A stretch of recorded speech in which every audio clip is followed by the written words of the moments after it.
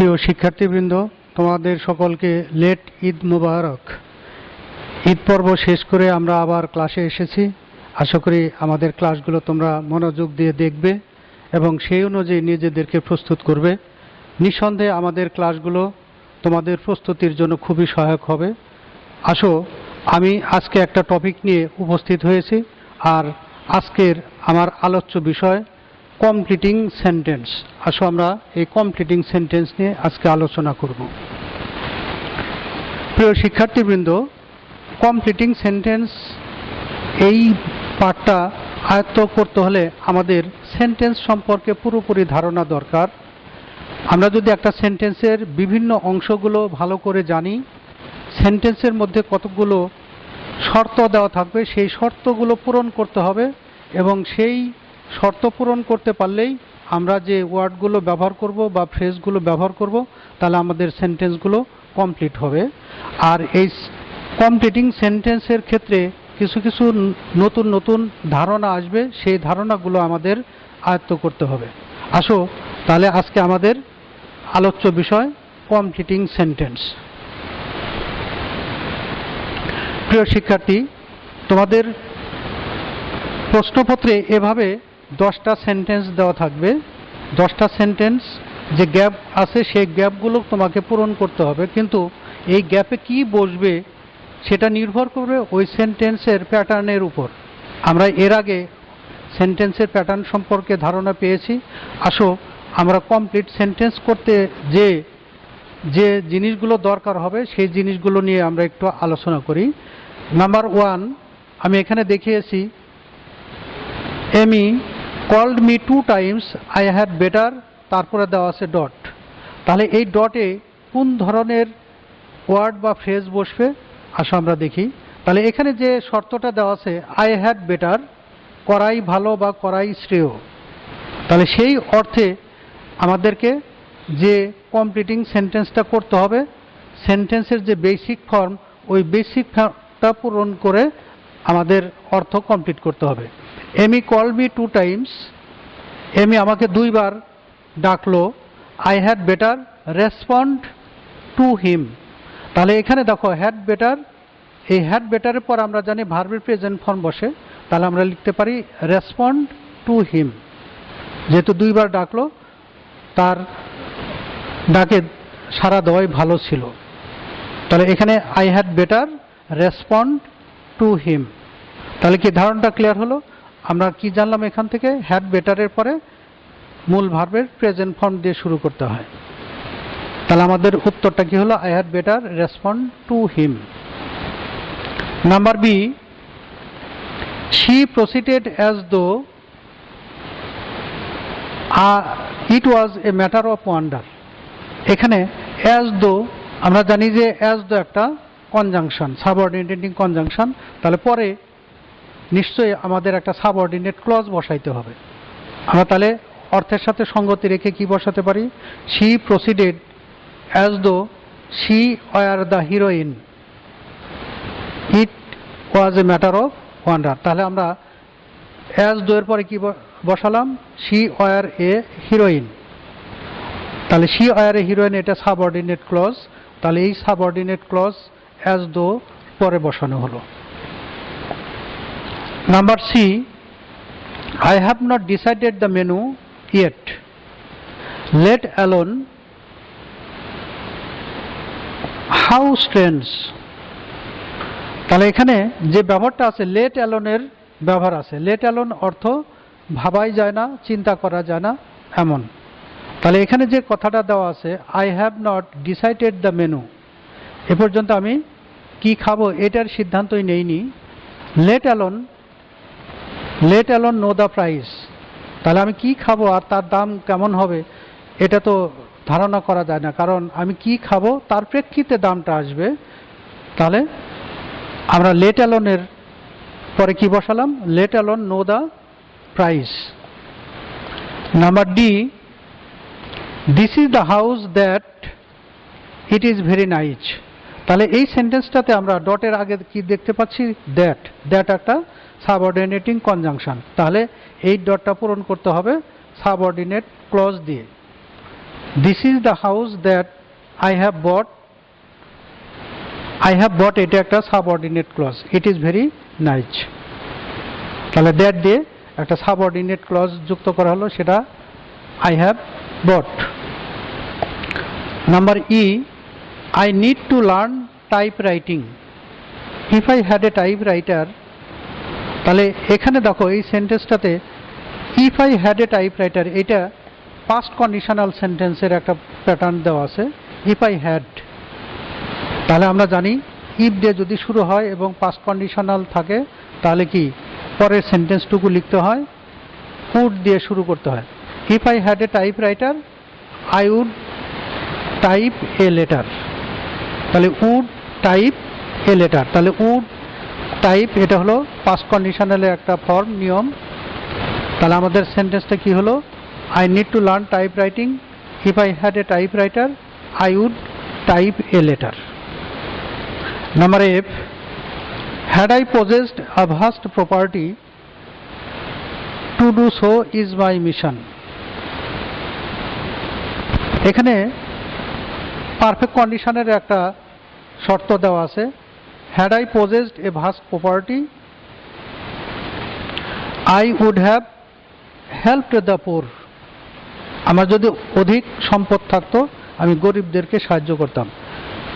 I would have helped the poor, তাহলে দেখো I would have helped, তাহলে এখানে পাস্ট কন্ডিশনালের যে শর্ত সেই শর্তের সাথে সঙ্গতি রাখছে। Number G, Paris is the city where it is the capital of France. তাহলে এখানে হোয়ার এটা সাবঅর্ডিনেটিং কনজাংশন, এটা একটা ক্লজকে যুক্ত করবে, তবে এটা ডিনোটিং আ প্লেস। হোয়ার এর পরে একটা সাবঅর্ডিনেট ক্লজ ব্যবহার করব, কিন্তু সেটা প্লেস রিলেটেড হবে। Paris is the city where the Fouquet's is situated, it is the capital of France. আমরা জানি যে ফ্রান্সের রাজধানী প্যারিস, আর সেই প্যারিসে কি ফয়েটস রেস্টুরেন্টটা রয়েছে। H, are you trying for a job, you have not so much intelligent that. তাহলে দেখো এই সেন্টেন্সের ডটের আগে একটা সাবঅর্ডিনেট কনজাংশন রয়েছে দ্যাট, তাহলে পরের যে ক্লজটা লিখব সেটা নিঃসন্দেহে সাবঅর্ডিনেট ক্লজ হবে। তাহলে কি হবে, you have not so much intelligence that you will get a suitable job. তাহলে চাকরি পেতে হলে কোয়ালিটি লাগে, যোগ্যতা লাগে, তাহলে যথেষ্ট যোগ্যতা না থাকলে চাকরি পাওয়া যায় না। তাহলে আমরা লিখতে পারি you have not so much intelligence that you will get a suitable job. তোমার এমন কোনো যোগ্যতা নাই যে তুমি উপযুক্ত একটা চাকরি পাবে। Number I, I don't know the way to the post office. Post অফিসে যাওয়ার রাস্তাটা আমি জানি না। Would you mind, would you mind যখন থাকে, মাইন্ড কথাটা একটা ভার্ব, তাহলে আমাদের সেকেন্ড আর একটা ভার্ব ব্যবহার করতে হবে, আর ওই ভার্বের সাথে আইএনজি যুক্ত থাকবে। তাহলে আমরা লিখতে পারি would you mind telling me the way. এখানে মাইন্ড কথাটা যেহেতু ভার্ব আর টেলিং কথাটা ভার্বের আইএনজি ফর্ম অর্থাৎ প্রেজেন্ট পার্টিসিপল, তাহলে আমাদের উত্তর হলো would you mind telling me the way. তাহলে কি আপনি আমাকে ওই পথটা দেখিয়ে দিবেন। Number J, you are very healthy the work is so tiresome that. তাহলে এখানে আমরা এই সেন্টেন্সটাতে একটা দ্যাটের ব্যবহার পাচ্ছি, সাবঅর্ডিনেট কনজাংশন, তাহলে আমাদেরকে একটা সাবঅর্ডিনেট ক্লজ দিয়ে এই সেন্টেন্সটা পরিপূর্ণ করতে হবে। You are very healthy the work is so tiresome that you can not do it. You can not do it এটা একটা সাবঅর্ডিনেট ক্লজ। তাহলে তুমি খুবই স্বাস্থ্যবান, এই জন্যই ওই কাজটা এতই ক্লান্তিকর যে এটা তোমাকে দিয়ে এটা করা সম্ভব না। এই অর্থে আমরা তাহলে ব্যবহার করলাম। প্রিয় শিক্ষার্থী, এখান থেকে আমরা যে ধারণাগুলো পাচ্ছি যে প্রত্যেকটা সেন্টেন্সের পেছনে এক একটি শর্ত আছে বা কন্ডিশন আছে, তাহলে সেই কন্ডিশনগুলো পূরণ করেই আমাদের এই কমপ্লিটিং সেন্টেন্স দেখাতে হবে। তবে আরেকটা কথা বলে রাখি, তোমরা যখন এই ডটের জায়গাতে কোনো ওয়ার্ড, ফ্রেজ অথবা ক্লজ বসাবে, তবে ওই ক্লজটুকুর নিচে তোমরা আন্ডারলাইন করে দিবে। তাহলে আন্ডারলাইন করে দিলে এক্সামিনারের বুঝতে সুবিধা হয় যে তুমি এইটুকু কমপ্লিট করেছো। আর গোটা সেন্টেন্সটা পুরোপুরি লিখতে হবে, প্রথম থেকে শেষ পর্যন্ত তোমাকে সেন্টেন্সটা তুলে যেটুকু আন্ডারলাইন করবে সেটা তোমার ভাষা দিয়ে পূরণ করবে, এবং ওইটুকু নিঃসন্দেহে সহজবোধ্য হওয়ার জন্য আমরা নিচে আন্ডারলাইন ব্যবহার করব। প্রিয় শিক্ষার্থী, আশা করি তোমরা বেশ ভালোভাবেই বুঝতে পেরেছো। আসো আমরা পরবর্তী আরেকটা এক্সারসাইজে যাই। প্রিয় শিক্ষার্থীবৃন্দ, আমরা এখানে আরও 10টা সেন্টেন্স দিয়েছি। এই সেন্টেন্সগুলো আমরা পরপর পূরণ করব। দেখো, নাম্বার এতে একটা সেন্টেন্স দেওয়া আছে, you can not buy a car unless it cost a lot. তাহলে এই সেন্টেন্সটাতে একটা কনজাংশন ব্যবহার করা আছে আনলেস, এটা নেগেটিভ অর্থ বহন করে যদি না। তাহলে আমরা যে ক্লজটা ব্যবহার করব সেটা একটা সাবঅর্ডিনেট ক্লজ হবে, কারণ আনলেস কথাটা একটা subordinating conjunction. You can't buy a car unless you have enough money it cost a লট।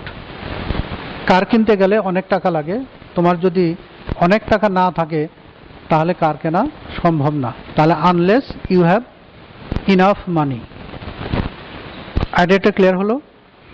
আসো আমরা নাম্বার বিতে দেখি, you are now sick call me in case. You are now sick, তুমি এখন অসুস্থ, কল মি ইন কেস। আমরা জানি in case of একটা ফ্রেজ আছে, তাহলে সেই ইন কেস অফের যে ব্যবহার সেই ব্যবহারটা আমরা এখানে দেখব। Call me in case of your illness. তাহলে কি তুমি অসুস্থ, তাহলে অসুস্থ হলে অবশ্যই তুমি আমাকে জানাবে, আর জানালে আমি হয়তো তোমার পাশে দাঁড়াবো, এই অর্থে। তাহলে call me in case of your serious illness. Number C, he is so short that.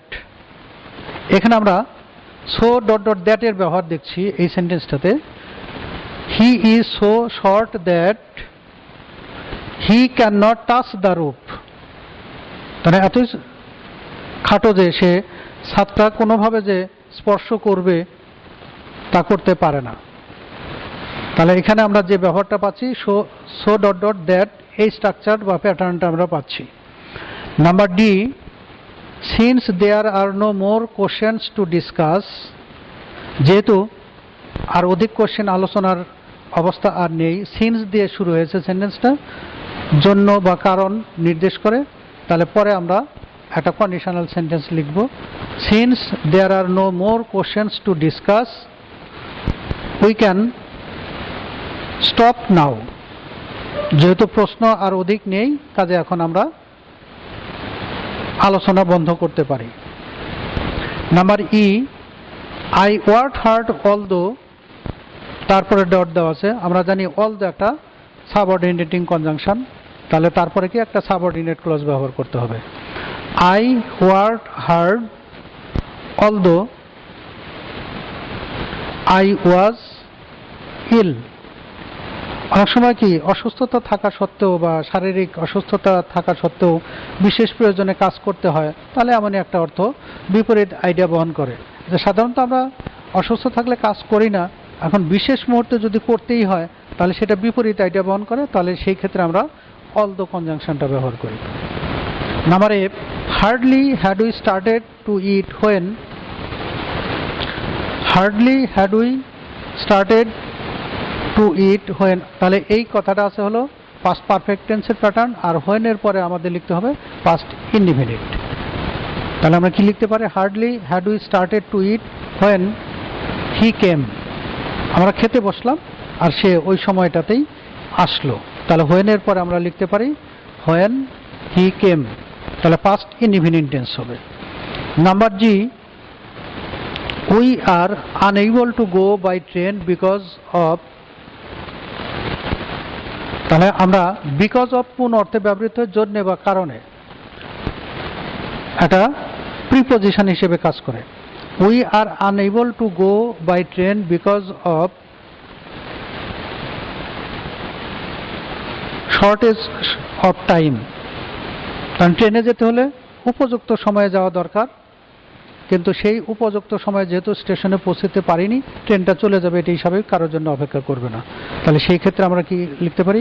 We are unable to go by train because of shortage of time. Number 8, I will give him the message as soon as. তাহলে এখানে আমরা ব্যবহার পাচ্ছি as soon as একটা conjunction, তাহলে তারপরে subordinate clause ব্যবহার করতে হবে। তাহলে আমরা কি ব্যবহার করতে পারি? I will give him the message as soon as I get the news. তাহলে সংবাদটা পাওয়ার সাথে সাথে আমি তাকে পৌঁছে দেব। Number I, when I was a child, আমি যখন শিশু ছিলাম, এটা একটা সাবঅর্ডিনেট ক্লজ, when দিয়ে শুরু হয়েছে, তাহলে কমার পরে আমরা একটা ক্লজ ব্যবহার করব, principal clause. when I was a child, তাহলে এই সেন্টেন্সটা কন্ডিশন সময় নির্দেশক, when দিয়ে শুরু হয়েছে, সাবঅর্ডিনেট কনজাংশন, আর তাহলে পরে কমা দিয়ে আমরা কি লিখবো? একটা principal clause. when I was a child I would not go to school, আমি যখন শিশু ছিলাম তখন স্কুলে যেতাম না। বিশেষ করে একটা বয়স পর্যন্ত কেউ স্কুলে যায় না, তাহলে সেই কন্ডিশনটা আমরা এখানে পাচ্ছি। নাম্বার যে, there are many helpless people I wish, অনেক অসহায় লোক আছে, I wish I could help them, I wish I could help them, আমি আশা করি যে আমি যদি তাদের সাহায্য করতে পারতাম। তাহলে সমাজে যারা দরিদ্র তাদের সাহায্যার্থে, তাদের পাশে দাঁড়ানো, এটাও আমাদের একটা কর্তব্য। তাহলে প্রিয় শিক্ষার্থী, এখান থেকে আমরা বেশ কয়েকটা নিয়ম জানলাম। আসো আমরা আর একটা অংশ দেখি। এখানে আমি আরও 10টা সেন্টেন্স রেখেছি। এই সেন্টেন্সের যে প্যাটার্নগুলো যেভাবে উপস্থাপিত হয়েছে, এই পদ্ধতিতে তোমাদের প্রশ্নপত্রেও দেওয়া থাকবে। তোমরা আশা করি এই জিনিসগুলো একটু ভালো করে লক্ষ্য করো এবং তোমাদের উত্তরগুলো লিখতে সহায়ক হবে। এখানে আমি এ নাম্বারে দেখিয়েছি wait here as long as, তাহলে এখানে অ্যাজ লং অ্যাজ এর একটা ব্যবহার আছে, তাহলে আমরা জানি এটা একটা subordinate conjunction. Wait here as long as I return, তাহলে আমি ফিরে না আসা পর্যন্ত তুমি অপেক্ষায় থাকো। Number B, the poor work hard so that, গরিবেরা কঠোর পরিশ্রম করে, so that they can earn their livelihood, তারা যেন তাদের জীবিকা উপার্জন করতে পারে। সো দ্যাট একটা কনজাংশন, এর দ্বারা কি কন্ডিশন বা শর্ত প্রকাশ করে, তাহলে সো দ্যাটের পরে সেই কন্ডিশনটা পূরণ করতে হবে। The poor work hard so that they can earn livelihood, তারা কঠোর পরিশ্রম করে যাতে তারা জীবিকা উপার্জন করতে পারে। Number C, he studies more in lieu of, তাহলে আমরা জানি ইন লিউ অফ এটা একটা প্রিপোজিশনাল ফ্রেজ, তারপরে যে ভার্বটা ব্যবহার করা হবে নিঃসন্দেহে তার সাথে আইএনজি যুক্ত করতে হয়। আমরা তাহলে কি লিখতে পারি? হি স্টাডিজ মোর, সে অধিক পড়াশোনা করে, in lieu of wasting time, সময় নষ্ট না করে। তাহলে এই যে ওয়েস্টিং টাইম বলতে কি সময় নষ্ট না করে, অথবা লিখতে পারি হি studies more in lieu of killing time, তার মানে সময় নষ্ট করার পরিবর্তে সে কি বেশি করে পড়ালেখা করে। তাহলে ইন লিউ অর্থ পরিবর্তে, একটা প্রিপোজিশনাল ফ্রেজ, এই ফ্রেজের পরে ভার্বের আইএনজি ফর্ম দিয়ে শুরু করতে হয়। Number D, it is time I, তাহলে আমরা জানি it is time, it is high time, এরম যদি থাকে পরের ভার্বটা পাস্ট ইনডিফিনিট ফর্মে লিখতে হয়। It is high time we prepared for the examination, তাহলে পরীক্ষা আসছে, কাজেই উপযুক্ত সময় একবার প্রস্তুতি শেষ করে ফেলাই উচিত। তাহলে it is high time I prepared for the exam, prepared কথাটা তাহলে কি past tense. Number E, he behaves in such a way as though, তাহলে এখানে আমরা অ্যাজ দোর একটা সাবঅর্ডিনেট কনজাংশন পাচ্ছি, যেন, তাহলে আমরা কি লিখতে পারি? He behaves in such a way as though he were the king, সে এমন আচরণ করে যেন সে রাজা। তাহলে অ্যাজ দো এর পরে আমরা কি লিখলাম? He were a king. Number F, without studying more, তাহলে এটা আমরা জানি কি উইদাউট প্লাস জিরান্ড এটা ব্যবহার করা আছে, তাহলে পরের ক্লজটা হবে we can not make good result. তাহলে কি লিখতে পারি? উইদাউট স্টাডিং মোর, অধিক পড়াশোনা না করে we can not make a good result, আমরা ভালো ফল করতে পারি না। Number G, if I had worked hard, আমি যদি কঠোর পরিশ্রম করতাম, I would have prospered in life. তাহলে পাস্ট কন্ডিশনালের যে নিয়ম, সেই কন্ডিশনকে পূরণ করতে হবে। এখানে যেহেতু ইফ এর পরে পাস্ট পারফেক্ট টেন্স দেওয়া আছে, তাহলে পারফেক্ট কন্ডিশনাল হবে। I would have prospered in life. Number 8, we suppose the man to be. তাহলে আমরা জানি ভার্ব টু বির পরে অ্যাডজেক্টিভ অথবা ভার্বের পাস্ট পার্টিসিপল ফর্ম হয়। তাহলে আমরা কি লিখতে পারি? We suppose the man to be honest. তাহলে আমরা যদি লিখি অনেস্ট, তাও হয় অ্যাডজেক্টিভ হয়। আর যদি লিখি টু বি হার্ড ওয়ার্কিং, তাও হয়। অর্থাৎ এটাকে অ্যাডজেক্টিভের সাথে রিলেটেড একটা ফ্রেজ বা ওয়ার্ড ব্যবহার করতে হবে। Number I, you can go to sleep when. You can go to sleep when, এখানে হোয়েন একটা সাবঅর্ডিনেটিং কনজাংশন দেওয়া আছে। When you will complete your lesson. তাহলে লেসন তৈরি করে বা লেসন প্রস্তুত করে তুমি ঘুমাতে যেতে পারো। Number J, I saw a man who. I saw a man হু, এটা সাবঅর্ডিনেটিং কনজাংশন হু দিয়ে শুরু আছে, তাহলে ব্যক্তিবাচক। তাহলে আমরা লিখতে পারি I saw a man who came to me to take help. তাহলে এখানে যেহেতু এই ছটা পাস্ট টেন্স আছে, তাহলে who came to me to take help, তাহলে এটাও পাস্ট টেন্সেই লিখতে হবে। প্রিয় শিক্ষার্থী, আশা করি তোমাদের আজকের যে আলোচ্য বিষয় ছিল এটা তোমরা ভালো করে বুঝতে পেরেছো। আশা করি তোমরা এভাবে সেন্টেন্সগুলো বাসাতে আরেকটু বেশি বেশি প্র্যাকটিস করবে। এই অধিক প্র্যাকটিসের মাধ্যমে আমরা ভালো রেজাল্ট আশা করতে পারি। বাসাতে যদি বেশি বেশি প্র্যাকটিস বা অনুশীলন করি, এটা আমাদের জন্য সবার জন্য সহায়ক হবে। আশা করি তোমরা ভালো রেজাল্টের প্রত্যয় নিয়ে একটু বেশি বেশি পড়াশোনা করবে। তাহলে আজকে আমার আলোচ্য বিষয় ছিল কমপ্লিটিং সেন্টেন্স। তাহলে এখন এটা আমি আলোচনা শেষ করলাম। আল্লাহ হাফেজ।